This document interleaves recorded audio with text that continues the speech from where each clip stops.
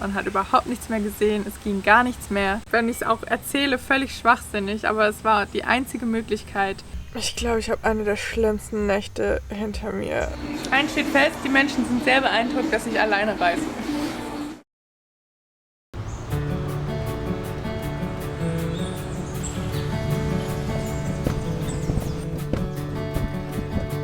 Guten Morgen und willkommen zu einer neuen Folge mit uns mit Neuland Stories. Heute ist ein sehr komischer Tag. Wir machen uns gerade Abfahrt bereit und dann fahren wir erstmal los. Und ja, keine Ahnung, ich weiß gar nicht, wie ich es beschreiben soll. Ich bin nervös.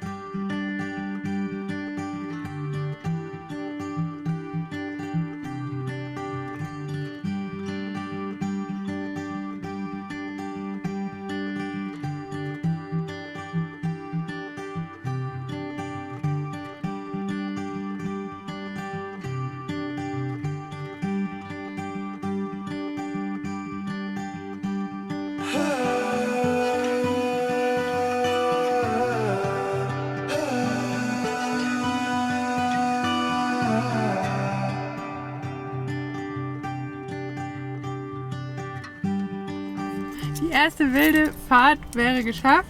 Hallo Peppi. Wie ihr sicherlich gesehen habt, habe ich Basti heute Morgen am Flughafen abgesetzt. Deshalb war ich auch heute Morgen so nervös und dazu erzähle ich euch aber später mehr.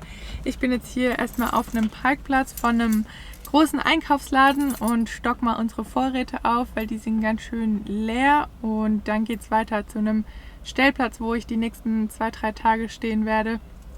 Nochmal ein bisschen raus aus der Stadt, und da kann ich euch dann, wenn wir da angekommen sind, kann ich dann euch endlich erzählen, warum ich hier jetzt alleine durch die Gegend fahren muss. Solo Vanlife für Svenny, das wird ja was. Aber die erste Fahrt, die erste wilde Fahrt hätte ich schon mal geschafft. Und ganz allein bin ich ja nicht. Nimm Pips.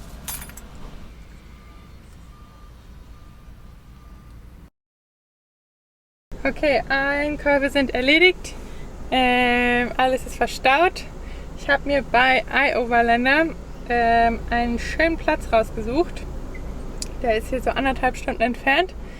Ein bisschen aus der Stadt raus. Und gucken wir mal, ob der einen Platz für mich hat.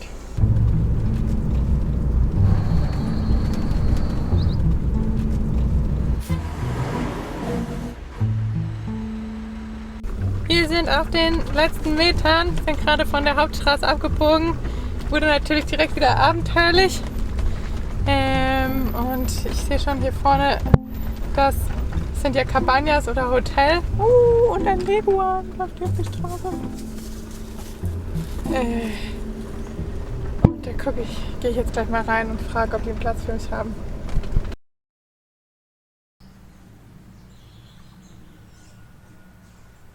Ich werde verrückt. Guckt euch dieses kleine Paradies an. Richtig schön. Da drüben ist der Pool auf der anderen Seite. Ich habe hier ein Schattenplätzchen gekriegt. Wir stehen direkt unter Mangobäumen. Das können wir aktuell auch noch machen, weil es ist noch nicht Mangosaison und sie sind noch nicht reif, sprich sie fallen noch nicht runter. Nichts gebracht. Da ist gerade eine Mango vom Baum gefallen. Man kann aber schon die einzelnen grünen kleinen Mangos sehen. Ja, habe hier meinen eigenen Platz. Habe hier hinten einen kleinen Tisch und Stuhl bekommen, wo ich ein bisschen arbeiten kann, wo sie auch ein Verlängerungskabel hingepackt hat, weil wir sehr wenig Strom aktuell haben, weil wir so wenig gefahren sind und die meiste Zeit im Schatten stehen. Also ist das perfekt, solange wir noch kein Verlängerungskabel selbst haben. Und ja, ich glaube, ich schmeiß mich direkt mal in mein Bikini und gehe eine Runde schwimmen.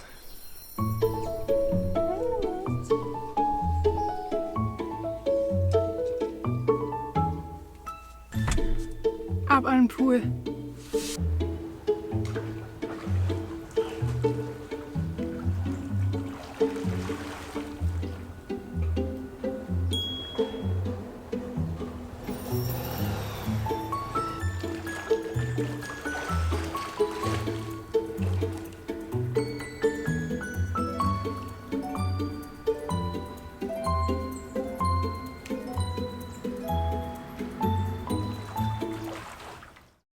Ich weiß nicht, ob es irgendwas Besseres gibt nach einer langen Fahrt durch die Hitze und dann kommt man bei so einem Pool an. Es könnte gerade nicht besser sein. Mein Solo-Vanlife startet hervorragend.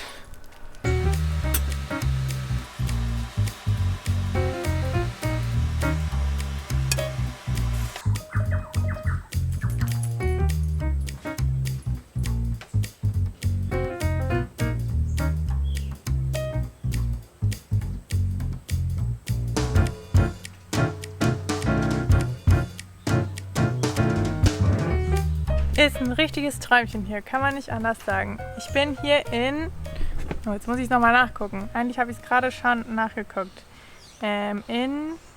Ich bin hier in Santa Fe de Antioquia. Also... Ich dachte eigentlich, ist es ein kleines Bergdörfchen und wir fahren eher nochmal höher als Medellin. Und es wird dementsprechend kühler. Aber von Medellin aus sind wir die ganze Zeit nur bergab gefahren und es wurde immer wärmer und wärmer und wärmer. Und jetzt sind wir eigentlich eher in so einem kleinen Taldörfchen gelandet. Aber hier ist es einfach nur mega schön. Ich sitze hier unter einem kleinen Kakaobäumchen. Hier sind riesige Mangobäume, also wirklich riesige. Die müssen schon uralt sein. Das ist echt abgefahren und auch wie viele Mangos da schon dranhängen. Richtig cool. Und ja, bisher habe ich alles für mich alleine. Krass, es wird jetzt richtig schnell dunkel. Ich habe mich noch ein bisschen hinter den Laptop geklemmt, weil bei Basti der Flug so viel Verspätung hatte, dass ich noch ein bisschen was umorganisieren musste. Und ich gehe jetzt noch schnell eine kleine Runde mit Peps raus und dann mache ich mir eine Kleinigkeit zu essen und dann lasse ich den Tag schon ganz entspannt und in Ruhe ausklingen. Ich weiß gar nicht, ob man es im Hintergrund hört. Gerade hier über den ganzen Rasen sind die Rasensprengler gerade an. Ich bin mal gespannt, ob ich da mit Peps überhaupt durchkomme. Die liebt ja bekanntlich Wasser.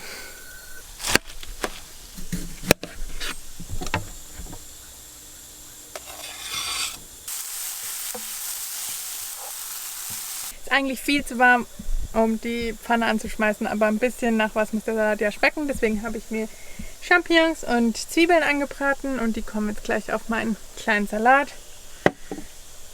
Und dann haue ich mich früh aufs Ohr, weil morgen möchte ich eigentlich ziemlich früh aufstehen, um das kleine Städtchen hier ein bisschen anzugucken zumindest. Und vielleicht einen Kaffee dazu trinken und dann nachmittags direkt hier wieder in den Pool zu fallen.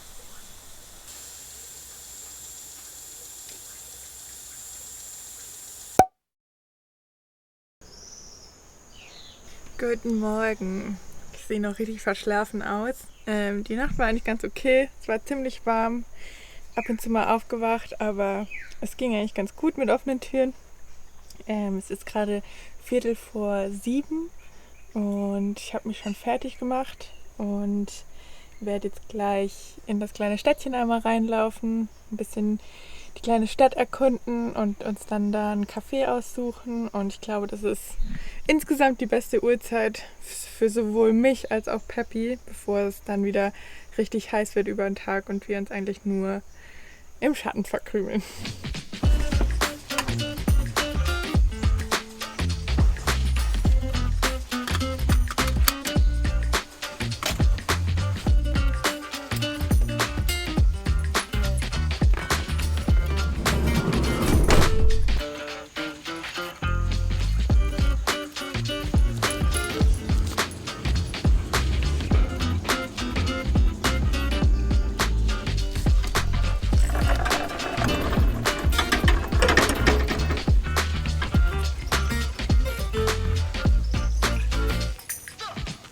Die Sonne hat sich schon hinterm Berg vorgewagt und es wird irgendwie direkt warm.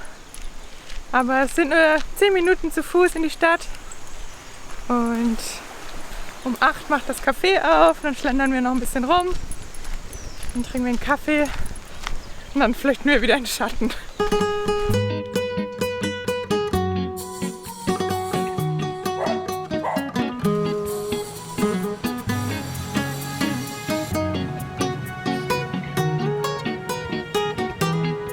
Llego a la casa, te llamo y no respondes. Sé que no estás, pero no acepto tu ausencia. Trato de no llamarte, es algo inevitable. Ojalá mañana mi corazón se calme. Veo tu rostro en la calle, en el café donde te conocí. Le pido a Dios que regreses a mí, ya no me quiero rendir. Veo tu rostro en la calle, en el café donde te conocí. Le pido a Dios que regreses a mí, ya no me quiero rendir. Ist mir oder uns tatsächlich noch nie gelungen, dass wir so früh in der Stadt unterwegs waren, dass noch nichts geöffnet hat und überall noch Maintenance-Arbeit gemacht wird. Aber irgendwie ist es auch ganz cool und spannend zu sehen. Da wird Sport gemacht, da wird noch der morgendliche Einkauf gemacht. Die Mülltüten stehen noch überall rum, die noch abgeholt werden. Ja, aber sonst ist es wieder wie ein klassisches, kleines kolumbianisches Pueblo. In der Mitte wurde zuerst die Kirche erbaut und drumherum dann schöne Häuser. Ja, ist irgendwie schön.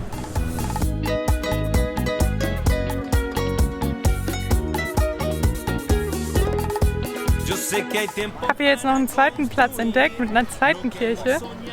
Und hier ist auch schon viel belebter. Die Cafés sind auch schon offen und sitzen voll und es wird Kaffee und Kakao getrunken. Denn wir haben auch gelernt, Kolumbien exportiert zwar sehr viel Kaffee, aber sie trinken doch lieber Kakao. Und der ist ziemlich gut, wie wir in Bogotá getestet haben. Vielleicht entscheide ich mich heute auch für den Kakao, wobei ich meine tägliche Dosis Kaffee doch schon brauche.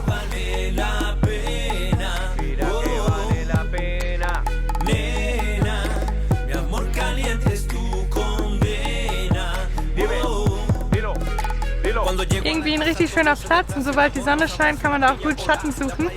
Und ich habe jetzt einfach so das Treiben und die Menschen da beobachtet, was irgendwie für mich mit am spannendsten meistens ist.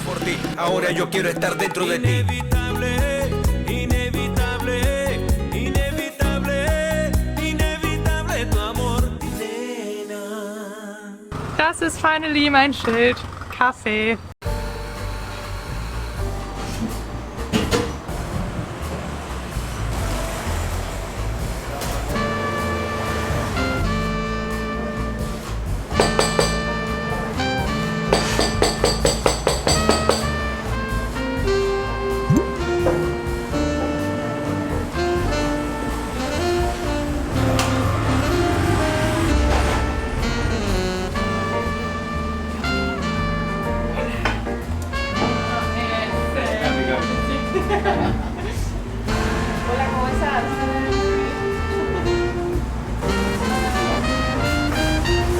Ich habe mir ein Croissant con frutas rojo bestellt. bestellt. Meistens kommt dann da einfach wirklich so ein Mix aus roten Früchten drauf, also keine Marmelade oder so. Und also ich finde es mega lecker, weil es dann nicht so süß ist. Und natürlich ein Cappuccino.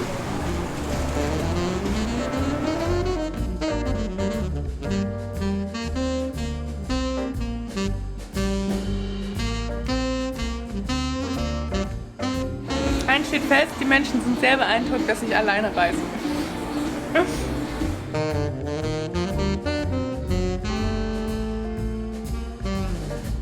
Das war ein gelungener, frühmorgendlicher Ausflug in das kleine Städtchen Santa Fe.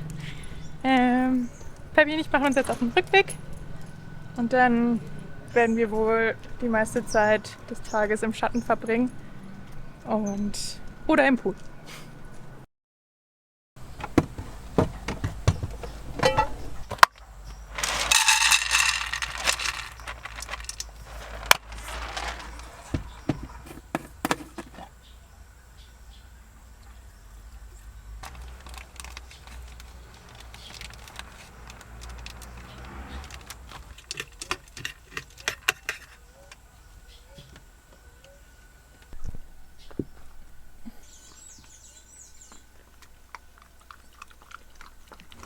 Der Tag ist schon fast vorbei. Ich mache mir jetzt wahrscheinlich gleich noch eine Kleinigkeit zu Abend, aber ich bin euch ja noch was schuldig.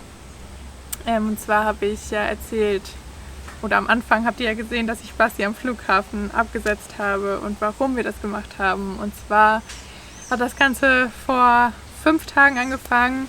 Wir haben den Laptop aufgeklappt, mit dem wir unsere Videos immer bearbeiten, und der komplette Screen hat geflimmert und man hat überhaupt nichts mehr gesehen. Es ging gar nichts mehr.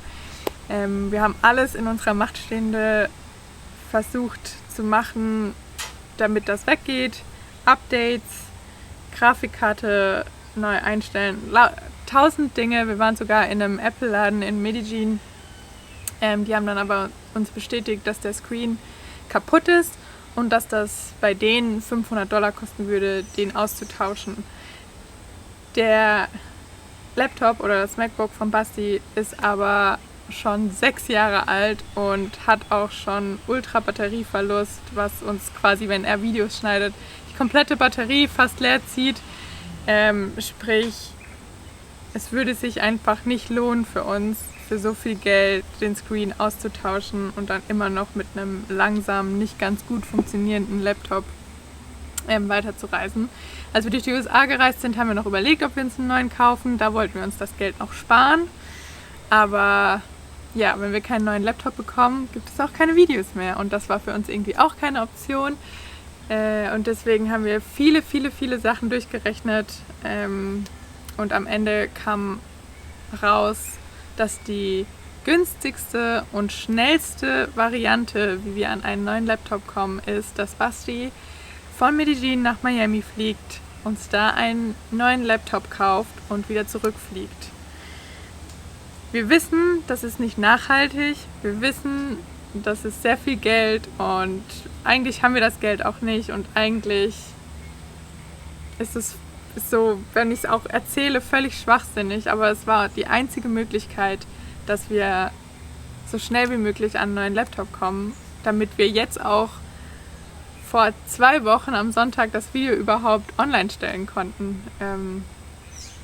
Ja, und deswegen haben wir kurzerhand entschlossen, Basti fliegt, holt den Laptop, kommt wieder zurück und ich bin jetzt 5 Tage solo in Kolumbien unterwegs. So, jetzt habe ich mir von der Seele geredet, sehr viel, aber ich hoffe, das bringt so ein bisschen alles wieder in geordnete Bahn und ihr wisst, warum was wie vonstatten geht.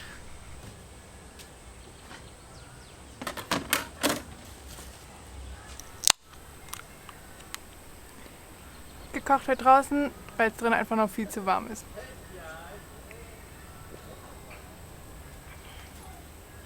Und ich würde sagen, wir sehen uns morgen wieder, wenn ich abfahrtbereit bin.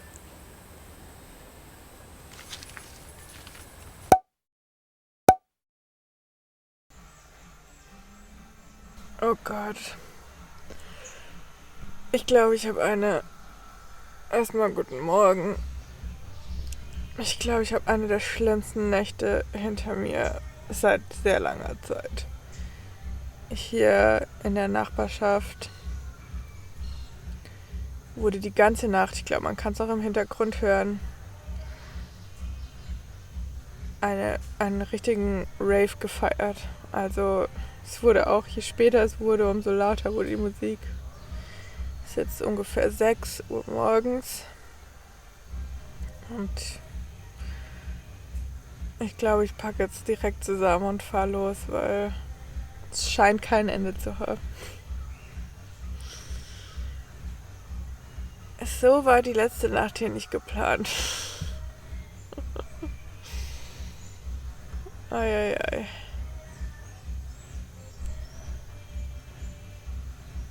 Ohne Kopfhörer ging heute Nacht gar nichts.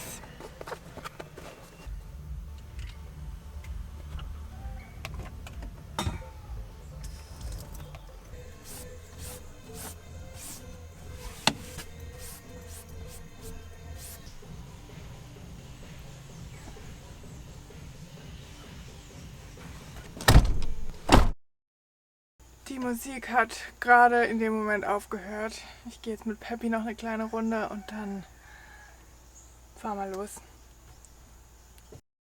So, auch wenn die Musik aus ist, mache ich mich doch schon mal auf den Weg, jetzt wo ich schon wach bin.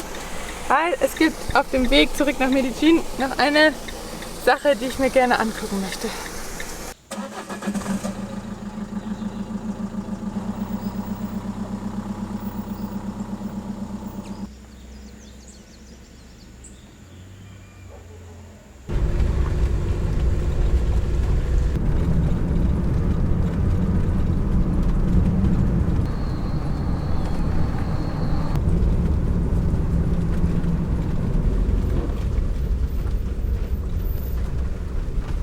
Schon angekommen. Es ging noch mal ganz schön bergab.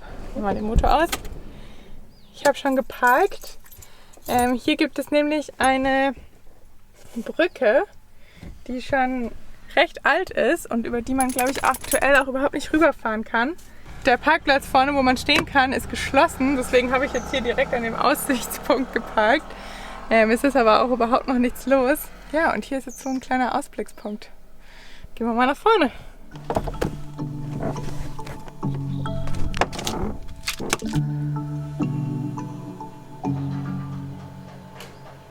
Wow, ey, guckt euch die Bergkette an. Ich habe das Gefühl, wir sind jetzt so richtig tief in einem Tal drin. Der Fluss hat aktuell nicht so viel Wasser. Aber das bekommen wir hier öfters zu hören von den Einheimischen, dass durch das Phänomen El Niño sie die trockenste Phase, die trockenste Trockenzeit, klingt irgendwie komisch, seit Jahren haben. Kein Tröpfchen Regen. Es ist Sonntag und es wird fleißig gebaut auf der Brücke. Es war jetzt auch nur ein kleiner Umweg von 2 Kilometern. Aber für den kleinen Blick hat es sich gelohnt. Das war schon wieder eine wilde Fahrt. Ich kann leider nicht so viel filmen nebenher. Oh, es ist unfassbar warm. Und wir stehen jetzt wieder in der gleichen Baustelle wie schon auf dem Hinweg. Und da warten wir jetzt einfach, bis es für uns losgehen kann.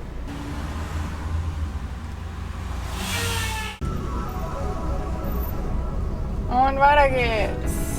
Yippie.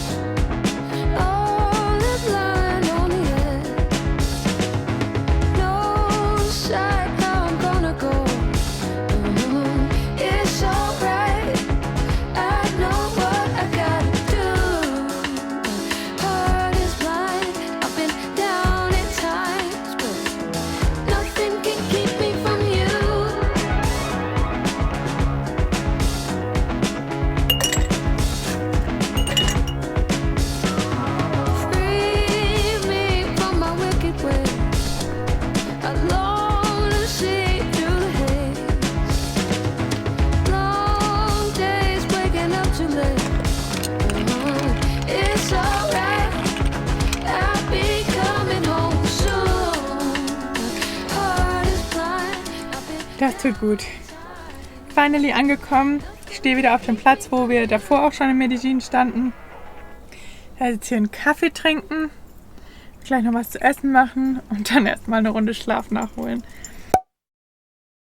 Guten Morgen und willkommen zu meinem offiziell letzten Solo-Van-Life-Tag. Gestern ist nicht mehr viel passiert. Ich habe echt einfach nur Schlaf nachgeholt und das war auch bitter nötig. Ich habe schon Wäsche zusammengepackt und bin schon vom Stellplatz hier zu der Wäscherei gefahren. Hier gibt es nämlich eine kleine Laundry inklusive Kaffee. Richtig cool. Normalerweise gibt man hier meistens die Wäsche ab, dann wird sie für einen gewaschen und dann bekommt man sie am nächsten Tag oder gegen Aufpreis am Abend dann schon wieder. Aber irgendwie waschen wir doch am liebsten unsere Wäsche selbst und deswegen ist das eine richtig schöne Alternative. Wäsche waschen und Kaffee trinken.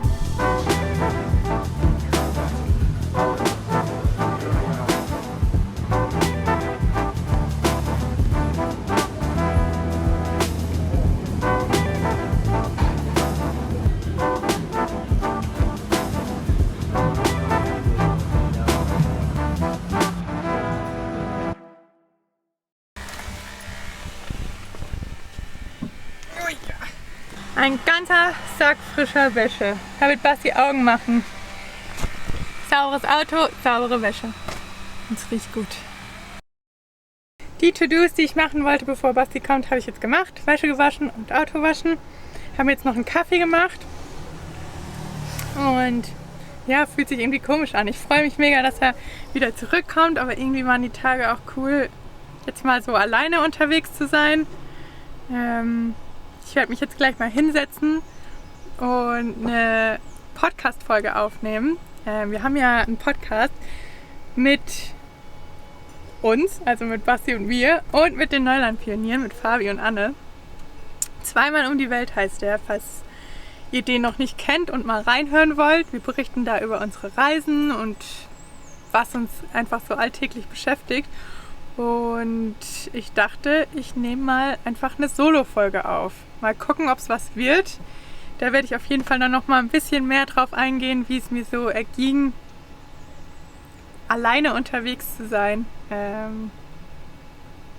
Ja, und was für die Herausforderungen sind, wenn man alleine unterwegs ist oder woran man sich schon gewöhnt hat, wenn man einfach zu zweit unterwegs ist. Weil der Mensch ist doch schon ein ganz schönes Gewohnheitstier und ich musste doch die letzten Tage ein bisschen raus aus meiner Comfortzone. Ja, die Podcast-Folge nehme ich jetzt aber auf und ja, wenn ihr dazu mehr hören möchtet, dann klickt den Link in der Beschreibungsbox oder wir verlinken ihn auch nochmal hier im Video oder googelt einfach zweimal um die Welt. Aber dann alleine mit der Kamera rumzulaufen und mit Hund und allem war dann schon irgendwie nochmal eine besondere persönliche Herausforderung für mich, die ich aber gemeistert habe. Mittlerweile ist es schon dunkel draußen. Bastis Flieger landet um 9:30 Uhr und ich mache mich jetzt so langsam auf den Weg. Ich freue mich. When it's cloudy, I don't see you. When it's dark, I lose your spark. And I don't have another moment when you're not around.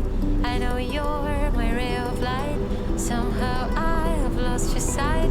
I have got mysterious ways to bring you back into my life. And I'm gonna make you mine. I'm gonna make you mine. I'm gonna make you mine. I'm gonna make you mine. I'm gonna make you mine. I'm gonna make you mine. Oh, yeah.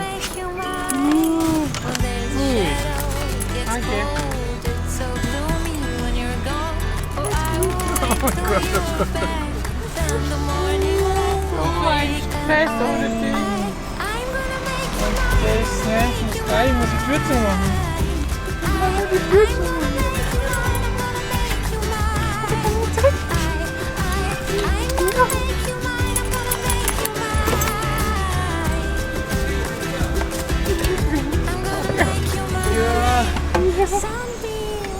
Uiuiui.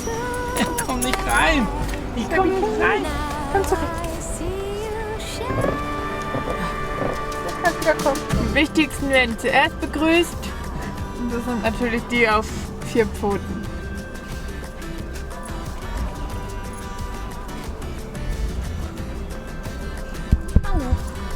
Hallo, mein Spatz. Vielleicht schmecke ich nach Hund.